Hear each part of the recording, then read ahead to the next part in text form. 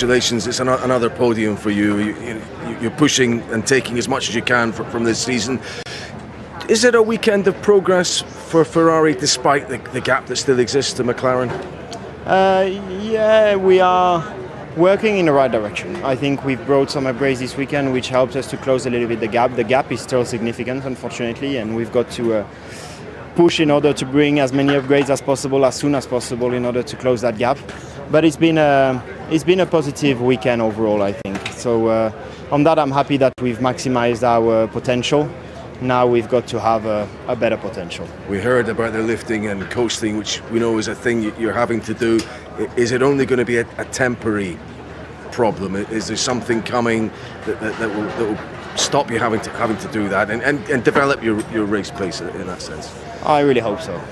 Today was very tough for that. I had to do a lot of management, especially on the first stint, and it was not fitting my driving style, it was not fitting the balance that I had, and I was really struggling on that first stint and some part of the second stint as well. So yeah, but it's the way we've got to run at the moment. Just finally, listen, it looks like the constructors will go to McLaren and a McLaren driver will win the Drivers' Championship. How important is it for Ferrari to get in the mix for wins by the end of this season? 2026 will be the priority, but must the team conjure a few wins by the end of the year?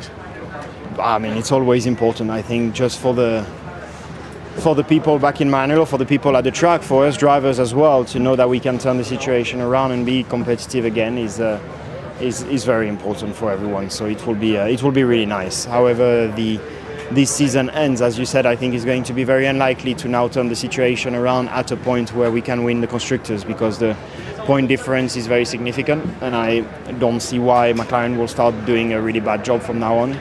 But yeah, we need to keep our head down, keep working very hard, and whatever we can still learn this season, we need to learn it.